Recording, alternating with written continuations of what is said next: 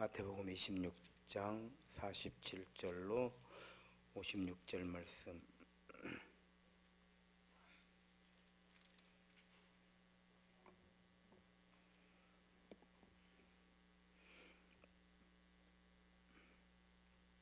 한 절씩 교독합니다.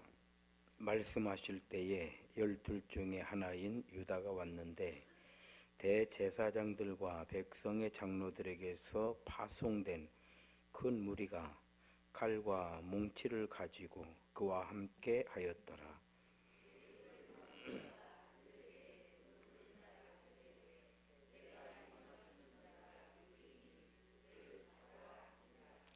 곧 예수께 나와 랍비여 안녕하시옵니까 하고 입을 맞추니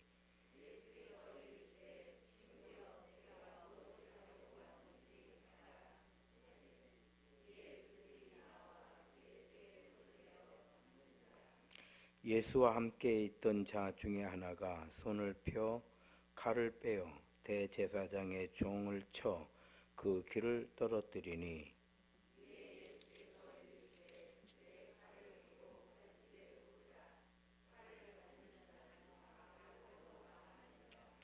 너는 내가 내 아버지께 구하여 지금 12 군단 더 되는 천사를 보내시게 할 수 없는 줄로 아느냐.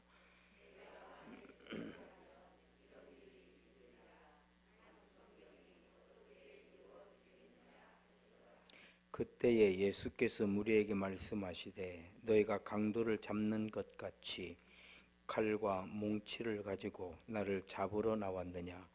내가 날마다 성전에 앉아 가르쳤으되 너희가 나를 잡지 아니하였도다.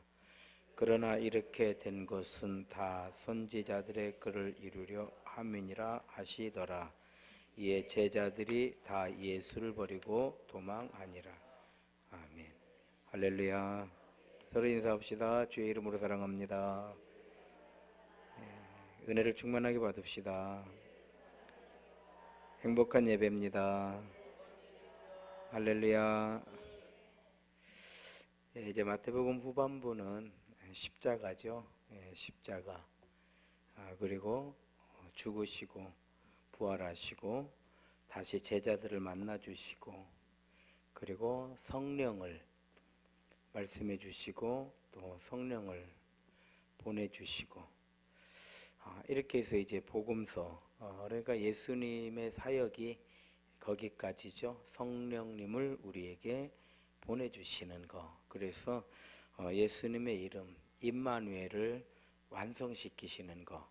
하나님 우리와 함께 하신다라고 하셨던 그 이름을 임마누엘이라 하리라 하시는 임마누엘. 그 이름을 완성하시는 것까지가 이제 복음서고요. 복음서 이후에 제자들이 성령을 받는 데서부터 이제 시작이 되죠.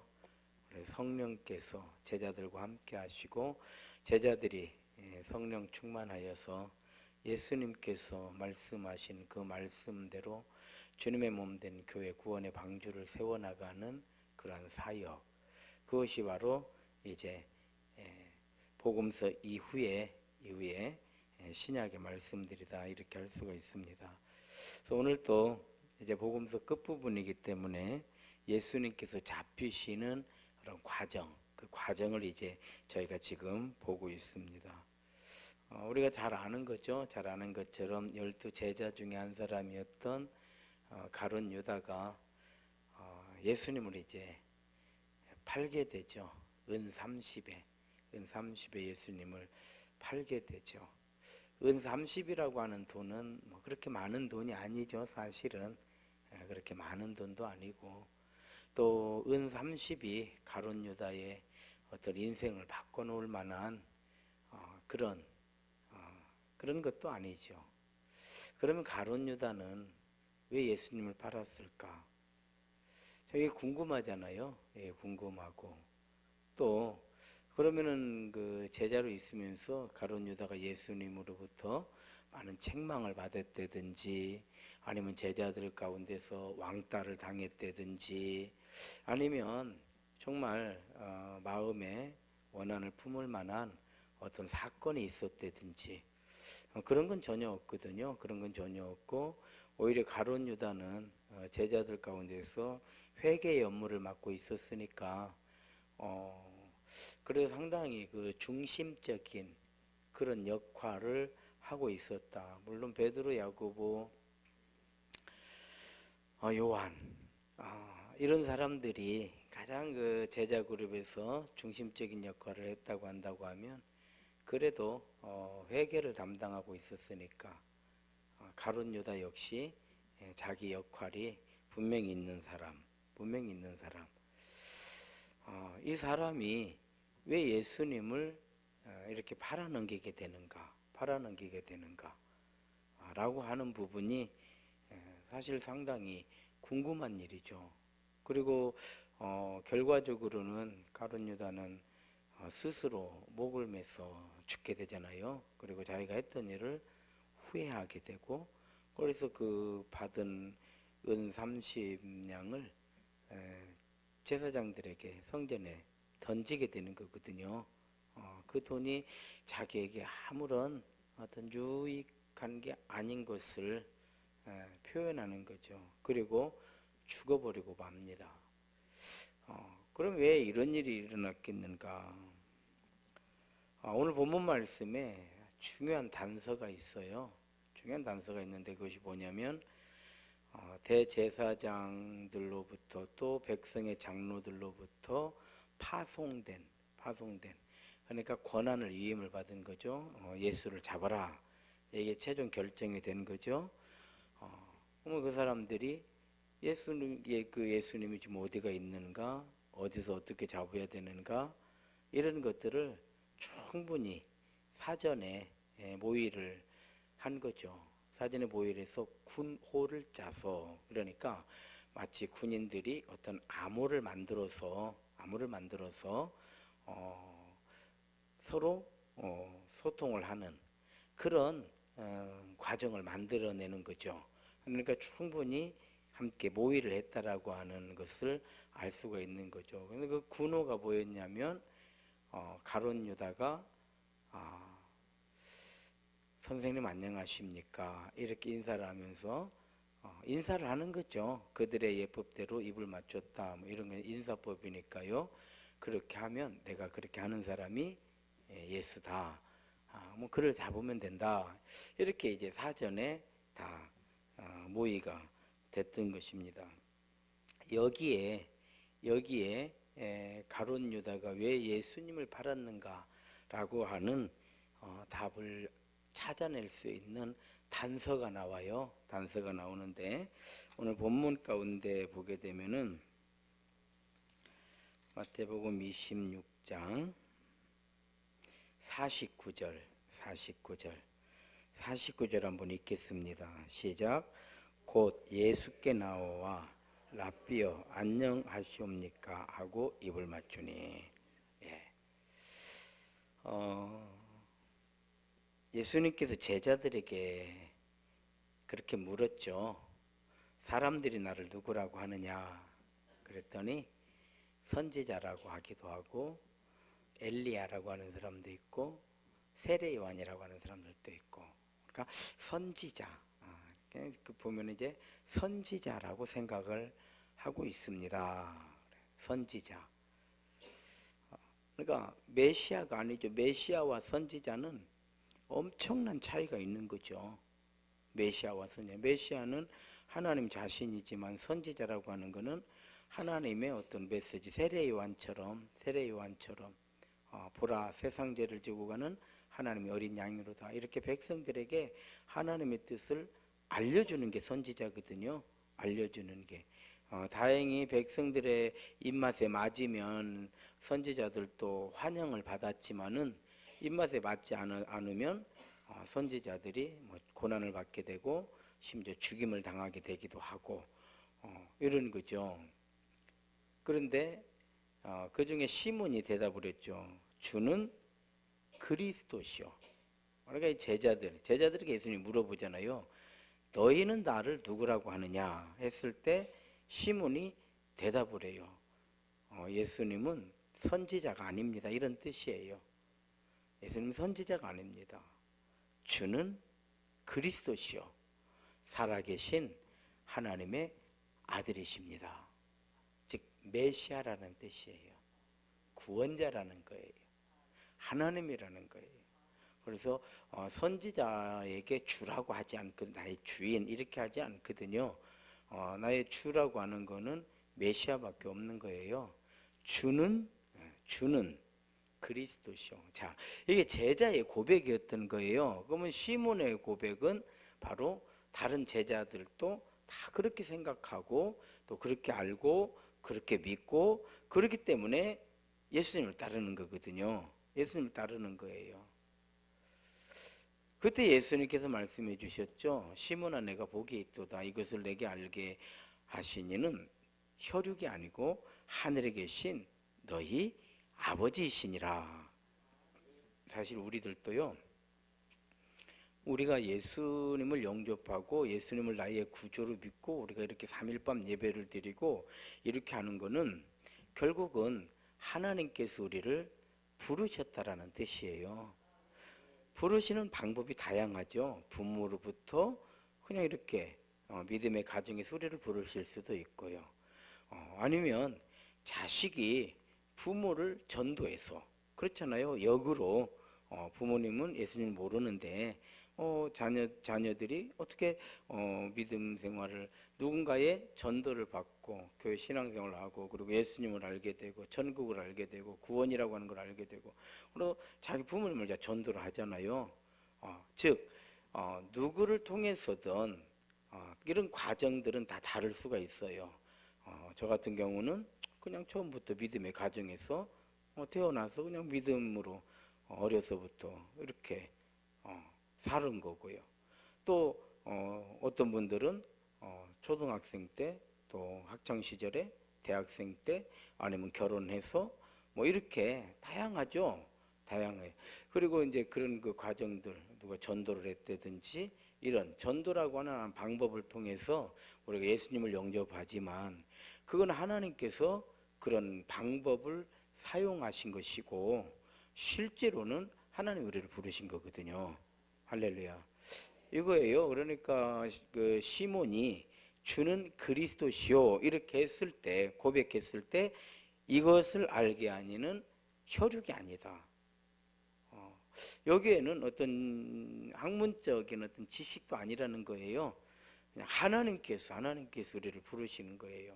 하나님께서. 그래서 선지자 이사야는 그렇게 말씀해 주셨죠. 너는 내 것이라. 내가 너를 지명하여 불렀나니 너는 내 것이라. 결단코 내 길을 벗어나지 못하리라. 이 말씀은 하나님께서 우리를 한번 이렇게 부르시잖아요. 그럼 하나님이 강하신 오른발로 우리를 붙잡아 주시는 거예요. 그것이 바로 선한 목자예요.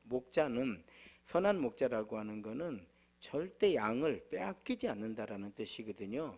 그래서 우리가 뭐 때로 넘어질 수도 있고 또 시험 당할 수도 있고 방황할 수도 있고 뭐 상처받을 수도 있고 많은 우리 연약한 육신을 입고 살기 때문에 그런 어떤 과정들 때로는 그렇죠. 뭐 예수 믿는 거를 조금 쉬기도 하고 뭐 그런데 결국은 돌아오게 되거든요. 결국은 아버지 품으로 오게 되는 거예요. 이게 뭐냐면 이게 택한 백성이라는 거예요. 그래서 칼빈이 주장한 게 뭐냐면 택한 백성은 끝내 돌아와요. 끝내 돌아와. 왜? 하나님께서 그를 붙잡고 하나님의 백성이기 때문에 결국은 하나님께서 품으시는 거죠. 이게 선한 목자거든요. 칼빈은 그렇게 이야기를 했어요. 하나님의 백성이 아니면 결국 떠난다 그랬어요. 하나님의 백성이 아니면 그렇게 신앙생활을 잘하고 뭐 하다가도 어느 날 보면은 예수 안 믿는다는 거예요. 근데 이거를 알 수가 없는 거예요. 그래서 이걸 예정론이라고 그래요. 예정론. 즉 하나님께서 우리를 처음부터 하나님 우리를 예정하시고 우리를 부르신 것이다.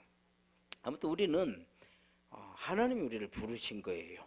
부모님을 통했던 친구를 통했던 아니면 캠퍼스에서 뭐 어떤 선교 단체를 통했던 군대에서 통했던 과정은 서로의 어떤 그 부르심에 그러한 그 방법은 달라도 우리가 하나님의 거룩한 백성이 되고 자녀가 되고 구원의 소망을 가지고 있다라고 하는 것은 하나님께서 사람을 통해서 나를 직접 부르신 것이다.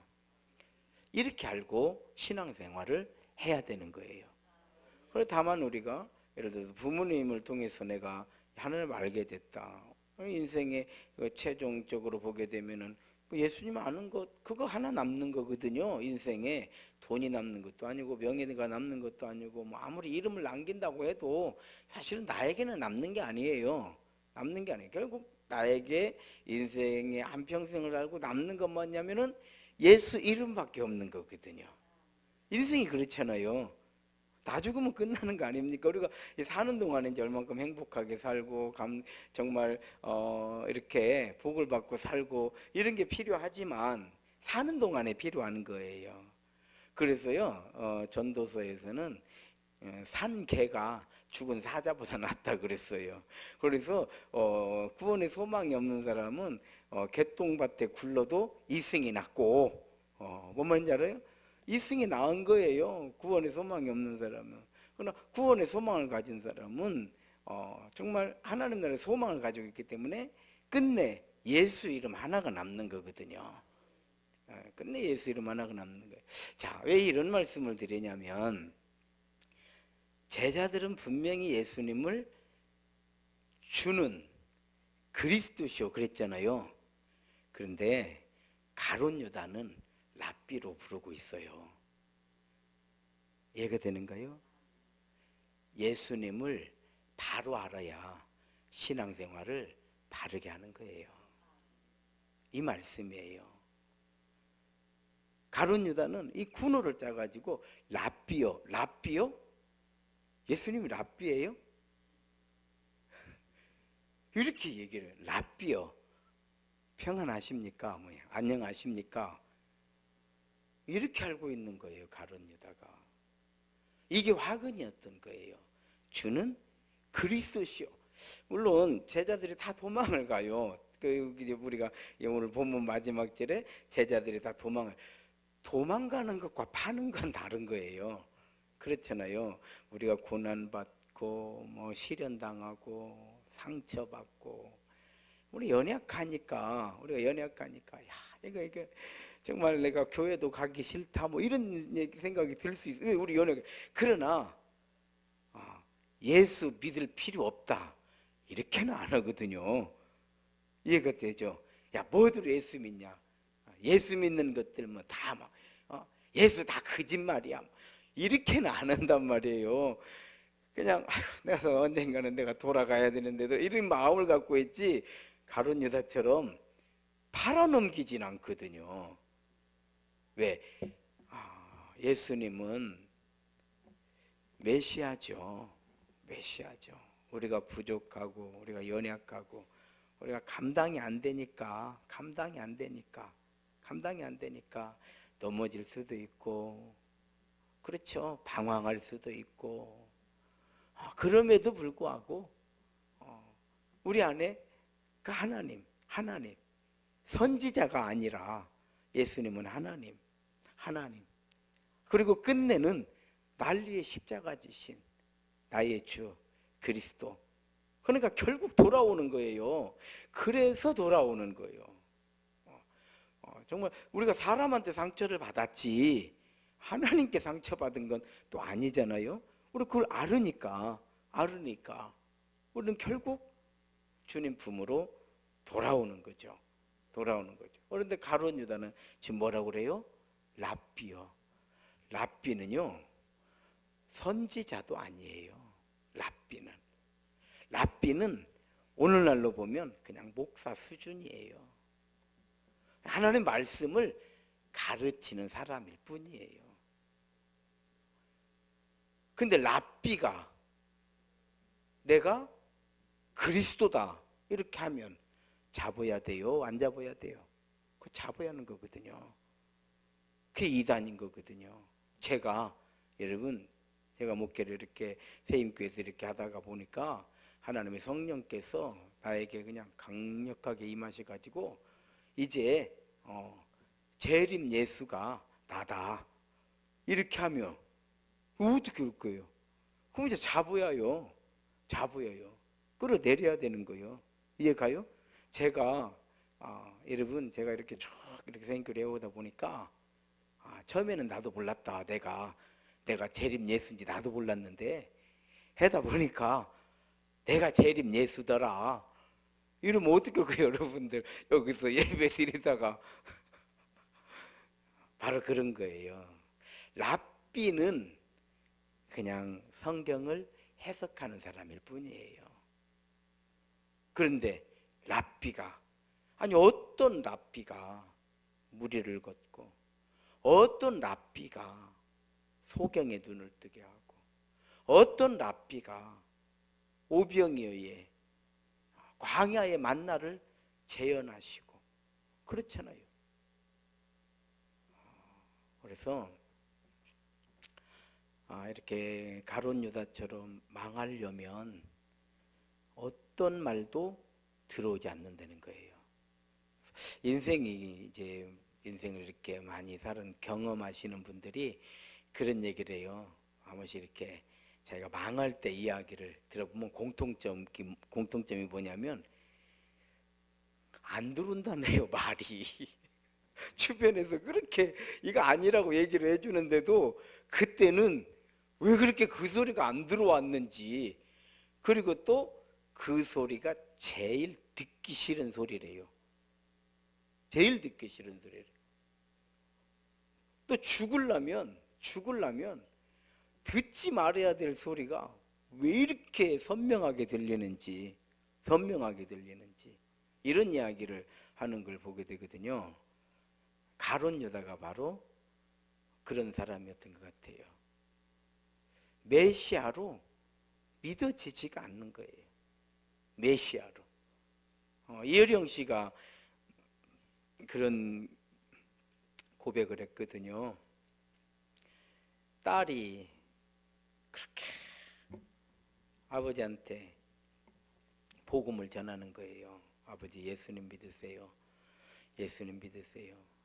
참 죽는 순간에도 죽음을 두려워하지 않고 죽는 것 가지고 그렇게 그걸 원망하지도 않고 자연스럽게 받아들이면서 아버지한테 끝내 아버지 예수 믿으세요. 근데 이어령 씨가 그 딸을 그렇게 예뻐했대요. 자랑스럽게 생각하고 이화여대 수석으로 들어가고 아버지 닮아가지고 그렇게 머리가 좋았는가 봐요. 그래서 나중에 그 딸의 일기장을 이제 죽은 다음에 아마 본 것 같아요. 보니까 그런 이야기가 써져 있더랍니다. 자기는 아버지 명성에 누가 되지 않으려고 그렇게 노력을 했대요. 우리 아버지는 대한민국 최고의 석학이거든요. 이어령 씨. 대한민국 최고라고 하는데 아무도 이견을 달지 않아요. 최고예요. 근데 그 아버지 딸이잖아요. 그래서 자기가 그 딸의 일기를 읽고 그렇게 울었대요. 그럴 필요 없는데 아버지 명성에 누가 되지 않게 하려고 그렇게 열심히 공부를 했다라고 하는 그 내용을 보고 자기가 얼마나 마음이 아팠다는 거예요. 그럴 필요 없는데 꼭 그렇게 되지 않아도 되는 건데 인생이. 예. 그런데 그런 딸이 복음을 전하니까 이어령 씨가 예수님을 믿어보려고 그렇게 노력을 했답니다. 본인 고백이 그래요. 성경을 수도 없이 읽었대요. 아무리 읽어도 도저히 자기는 못 믿겠더래요. 성경을 다른 사람들은 뭐 성경을 읽으면 은혜가 되고 막 감동이 되고 그런다는데 자기는 아무리 읽어도 도대체 성경으로는 은혜가 안 되더랍니다. 이걸 어떻게 사람들이 믿는지 이해할 수가 없었다. 그런데 어느 날 하나님께서 자기에게 감동을 주신 거예요. 이걸 믿는 것이구나. 하나님의 부르심이 이런 것이었구나. 그래서 쓴 책이 지성에서 영성으로예요. 자기가 지식으로는 최고예요. 대한민국 최고가 아니라 세계 최고라고 해도 누가 이의를 제기하지 않을 만큼 대단한 사람이었죠. 그 지식을 가지고 하나님을 믿어보려고 그렇게 애를 썼대요. 본인이 그래. 그런데 그러면 그럴수록 안 믿어지더라. 그래서 딸한테도 나도 믿고 싶다. 나도 믿고 싶다. 그런데 안 믿어지는 걸 어떻게 도대체가. 그런데 성령을 받은 거예요. 아, 지식이 아니라는 걸 알게. 여러분, 가룟 유다 보십시오. 지식으로 따지면 어떻게 예수를 못 믿겠습니까? 다른 제자들과 다 같이 따라다녔으니까 예수님이 하신 일을 다 봤단 말이에요. 가룟 유다만 뭐 따로 집에 가 있다가 그 나중에 그냥 한 번씩 이렇게 모인 것이 아니라 예수님하고 같이 생활을 했기 때문에 다 알아요. 그럼에도 불구하고 이렇게 안 믿어져. 그러니까 랍비라고 하는 거예요. 랍비가 그리스도라고 하니 좌보야지. 좌보야죠. 우리에게 주는 교훈이 뭐예요? 따라합시다. 예수님을 바로 알아야 신앙생활 제대로 한다. 예수님 바로 알아야 신앙생활 제대로 하는 거예요. 예수님께서 말씀하셨죠. 나로 말미암지 않고는 아버지께로 올 자가 없다. 참 대단한 말씀이에요. 바울 사도는 뭐라고 그랬어요? 저나 범사에 구원을 얻을 만한 다른 이름을 우리에게 주신 적이 없다. 바울이 누구예요? 그 당시에 최고의 율법학자예요. 율법의 최고의 권위를 가지고 있는 사람이 누구냐? 바울입니다. 바울은 율법자예요. 율법학사예요. 가말리알 문화에서 내가 공부를, 가말리알이 뭘 가르치냐면 율법을 가르치는 사람이거든요. 거기서 뭘 배웠냐? 율법을 배운 거예요. 즉 구약의 성경을 배운 사람이에요. 그래서 성경에 관해서는 바울을 능가할 사람이 없다고 봐야 돼요. 그러니까 구원을 받을 만한 다른 이름을 주신 적 없다. 성경 어디에도 예수 이름 외에는 구원이 없다. 이렇게 주장을 하는 거예요. 뭔지 아시겠죠? 그는 율법학자니까. 율법에 대해서만큼은 당대 최고였으니까. 또 당대 최고의 스승에게서 배웠으니까. 저나 범사에 구원을 얻을 만한 다른 이름을 우리에게 주신 적이 없다. 제사장도 아니고요, 장로도 아니고, 세례 요한도 아니에요. 누구도 아니에요. 구원의 길은 오직 예수. 오직 예수예요. 오직 예수. 그러면 우리는 예수님을 나의 구주, 나를 구원하신 내 삶의 주인이다 이 말이에요. 주님, 주님이라고, 주인님이라는 뜻이에요. 주인님, 이 말은 뭐냐면요, 순종하겠습니다 이런 고백이에요. 명령만 내리십시오, 제가 그대로 따를 것입니다. 이 뜻을 담은 게 주님인 거예요. 예수님하고 또 다른 거예요. 주님, 나의 주님, 주님, 주여, 주여 이렇게 하는 거는요, 예수님 이렇게 부르는 거하고는 또 달라요. 예수님은 메시아의 이름이에요. 구원의 이름이에요. 주님은 이름이 아니고 내 신앙 고백이에요. 아시겠어요? 주님, 이렇게 내 신앙 고백이에요.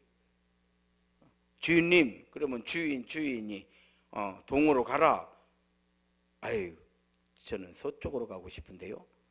이렇게 안 하잖아요. 이렇게 그러면 주인님이라고 부를 필요가 없는 거예요. 그냥 상의해야지. 동으로 갈까요? 서로 갈까요? 나는 동으로 가면 좋겠다. 동으로 가라.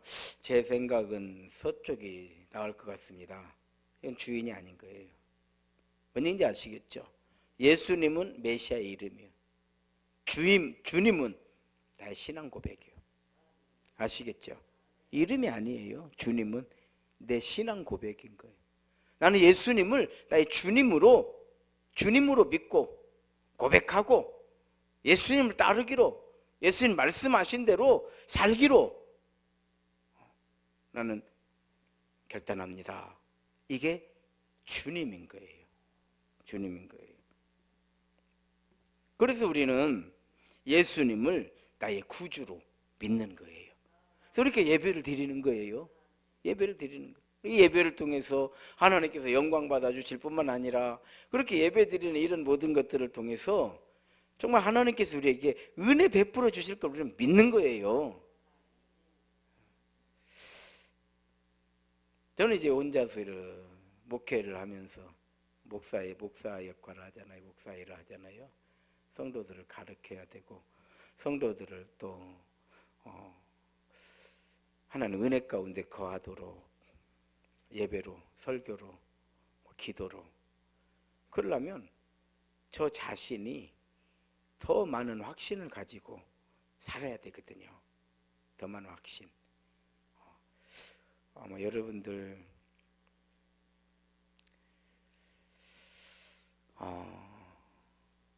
이런 생각도 하실 거예요.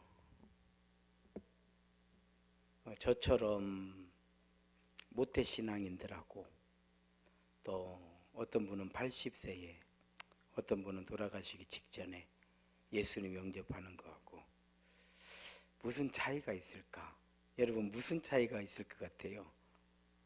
아무 차이도 없으면 그러면 돌아가시기 전에 예수님 영접하고 불의의 사고만 당하지 않으면 되는 거잖아요. 그래야 안 그래요? 그래야 안 그래요?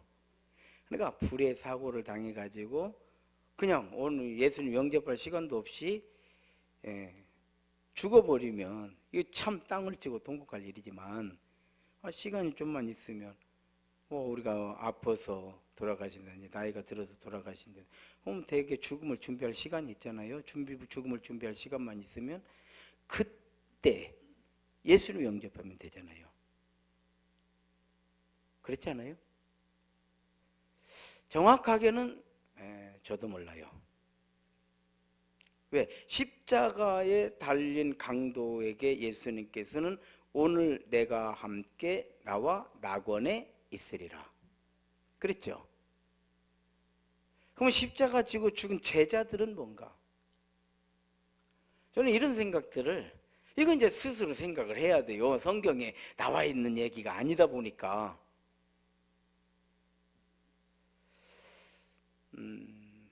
저는 그렇게 생각합니다. 좀 개인적인 생각이에요. 우리 인생이라는 게 그래요. 인생이라고 하는 것이 어머니 뱃속에서 만들어져서 나오는 거예요. 그래서 어머니 뱃속에서 만들어져서 나올 때 이미 인생은 결정돼 버린 거예요. 노래를 잘하도록 만들어 나왔으면 이 사람은 가수라면 성공을 해요. 근데 노래를 못하도록 만들어져서 나왔으면 죽으라고 해도 이 사람은 끝내 노래는 그저 그거요. 이해가 돼요? 조금 나아지는 거예요. 조금 나아지는 거예요. 그런데 일단 만들어져서 어머니 뱃속에서 만들어져서 나오는데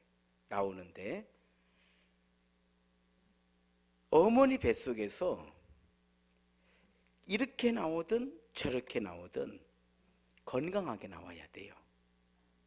그리고 인생은 IQ가 막 150, 160 안 돼도 돼요. 90만 넘으면 살아가는데 아무 지장이 없어. 서울대만 안 가면 그만이거든요. 뭔 얘기인지 알아요? IQ 90만 넘어가면 80만 돼도요 크게 영향이 없어요. IQ 별거 없는 거예요. 알고 보면. 그리고 다 그냥 90에서 110 안에 90%가 들어있어. 뭔 얘기인지 알아요? IQ 높다고 해봐야 IQ 100이면 상당히 높은 겁니다. 여러분. 두 자리냐 세 자리냐 이렇게 돼. 근데 120 굉장히 머리 좋은 거예요. 130 이거 영재입니다. 140 이게 천재인 거예요. 그래서 알고 보면 인생이라고 하는 것이 백지 한 장 차이인 거예요. 그래 에디슨이 천재와 둔재는 백지 한 장 차이다. 99%의 노래와 1%의 노력과 1%의 영감이다. 이런 이야기가 바로 그런 거예요. 그래서 50%, 100% 인간이 거기서 거긴 거예요. 인물도요, 뭐 이쁜 사람, 안 이쁜 사람 차이가 별 것 없어. 아시겠어요? 결국은 그 안에 다 들어있어, 눈, 코, 입이. 예를 들어서 뭐 이쁜 사람은 앞에가 모든 게 달려 있고 좀 안 이쁜 사람은 눈이 뭐 옆에 귀 옆에 달리고 뭐 이런 일은 없어요. 다 거기고. 저도 이렇게 인물을 한번 제가 이렇게 쭉 보면은 그 약간의 차이요.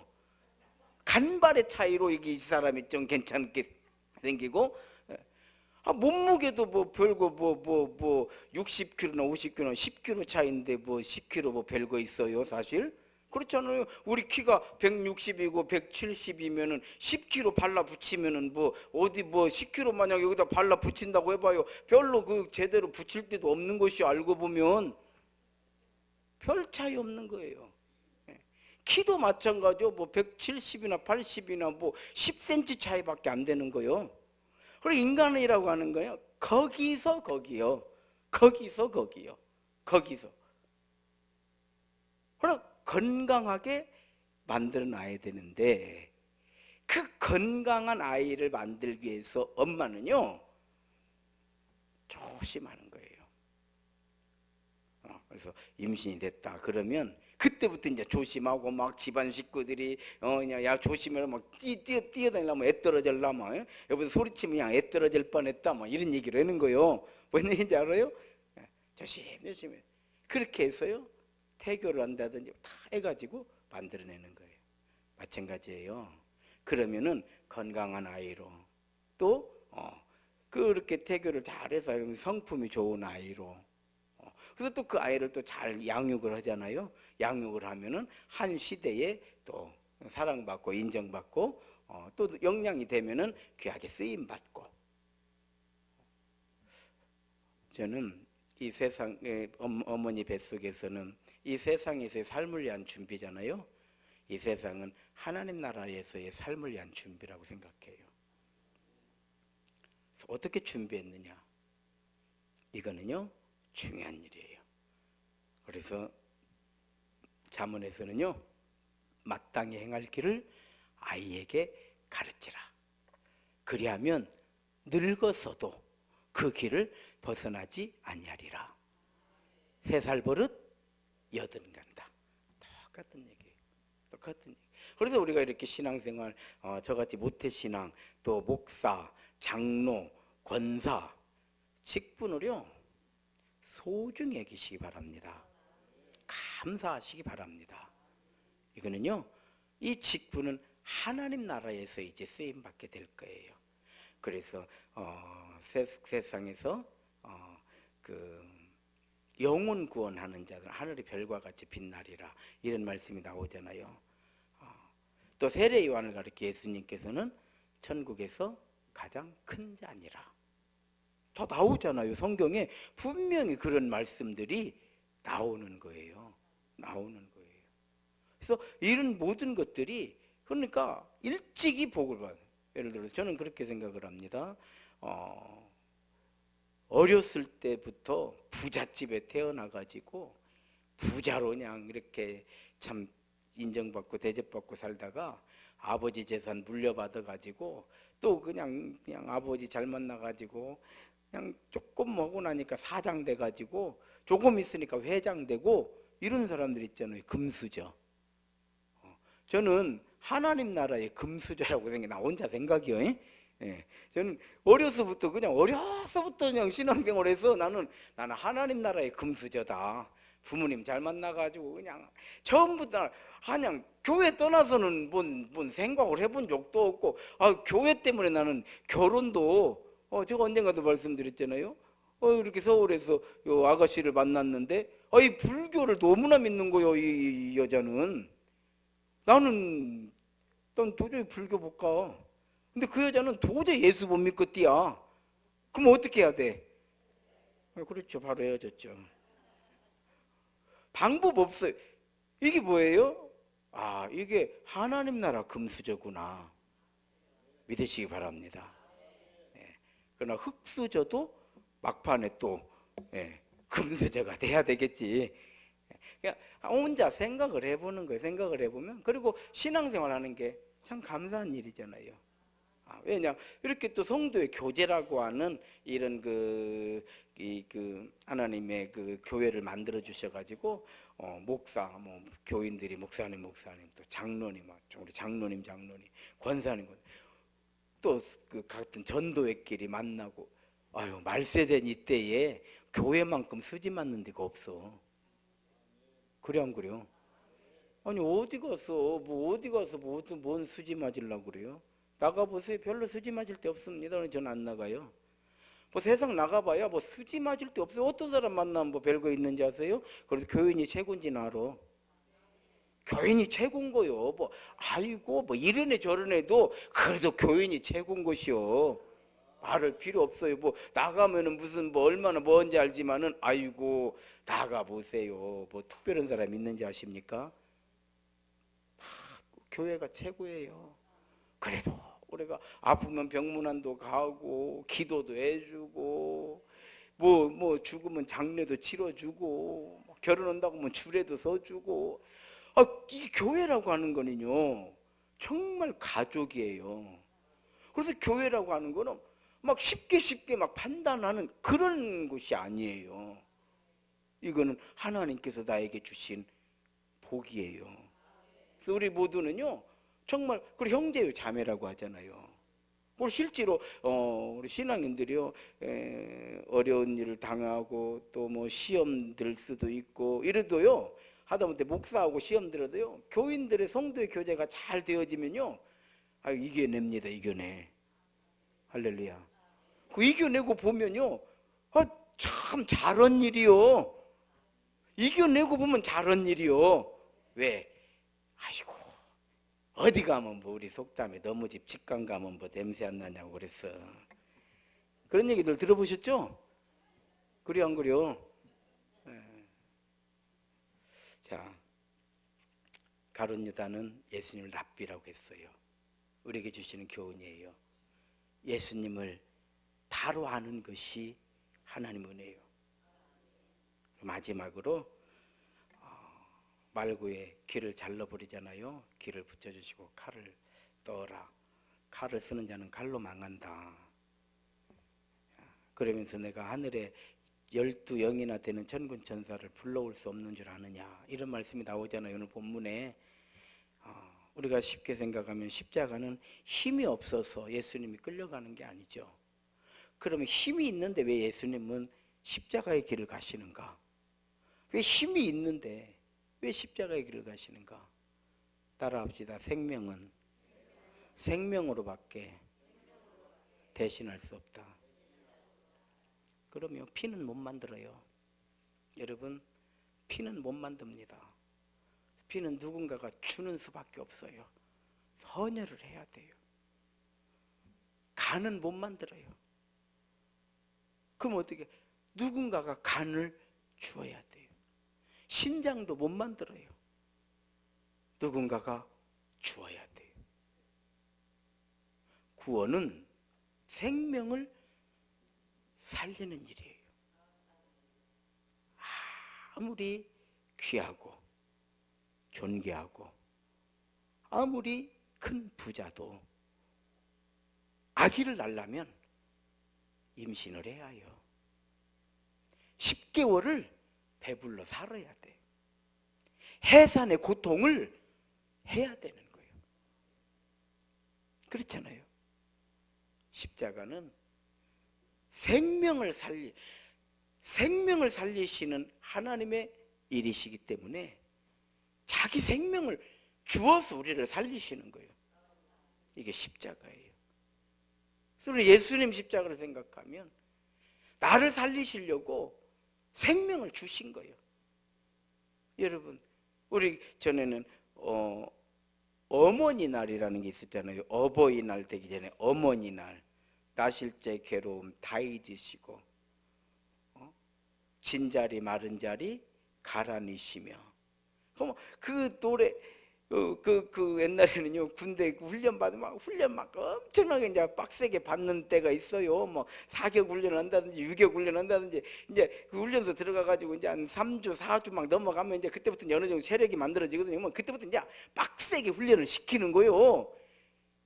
그리고 막 유격 훈련 같은 거 막 사격 훈련 막 빡세게 훈련 받고 그냥 지칠 대로 지친데 거기서 어머님은에 노래하라고 그래요.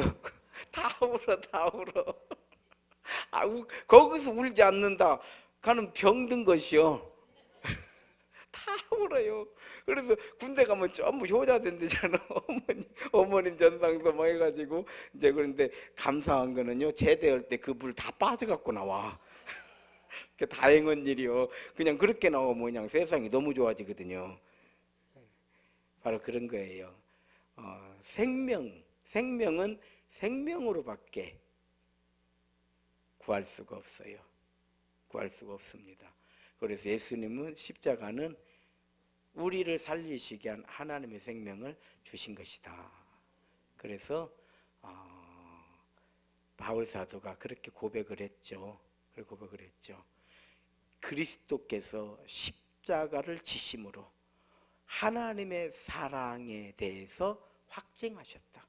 이보다 더 큰 증거가 어디가 있느냐, 이렇게 말씀해 주셨습니다. 성도 여러분, 우리가 이런 믿음, 예수님은 나의 구원이시고 우리에게는 하나님 나라 천국이 있다라고 하는 것, 이 믿음의 확신, 이것이야말로 가장 큰 은혜이고 가장 큰 복인 줄로 믿습니다. 그렇기 때문에 우리 그리스도의 성도들은요, 오늘 우리들은 모든 영광을 우리 하나님께 이렇게 외치는 이유가 되는 줄로 믿습니다. 그래서 구원의 확신과 하나님 나라의 소망이 진리인 것이고, 이 소망이 결국 우리가 한평생 살고 난 후에 새 하늘과 새 땅으로 영광스러운 은혜, 우리 인생에 남는 건 오직 하나밖에 없다. 기억하시기 바랍니다. 한번 따라 합시다. 우리 인생에 남는 것은 하나밖에 없다. 오직 예수 이름입니다. 할렐루야. 기도하시겠습니다. 하나님 감사드립니다. 3일 저녁 예배 저희로 드리게 해주시고, 복음서의 말씀으로 함께 은혜를 나눌 때 부족한 종을 통해서 주의 말씀을 전하게 하시고, 성령님께서 우리 가운데 거하셔서 우리 함께 영의 양식이 되게 해주시고, 은혜가 되게 해주시고, 믿음이 되게 해주시고, 또 새 힘을 얻어서 믿음의 길로 나아가게 해주신 것 진실로 감사드립니다. 일평생 다가도록 주님 의지하게 해주시고, 주님 영광 드러내게 해주시고, 구원의 확신과 소망 가운데 이 땅에서도 복을 받아 사는 믿음의 복된 성도의 삶이 되게 하여 주옵소서. 감사드리오며 거룩하신 예수님 이름으로 기도 올리옵나이다. 아멘.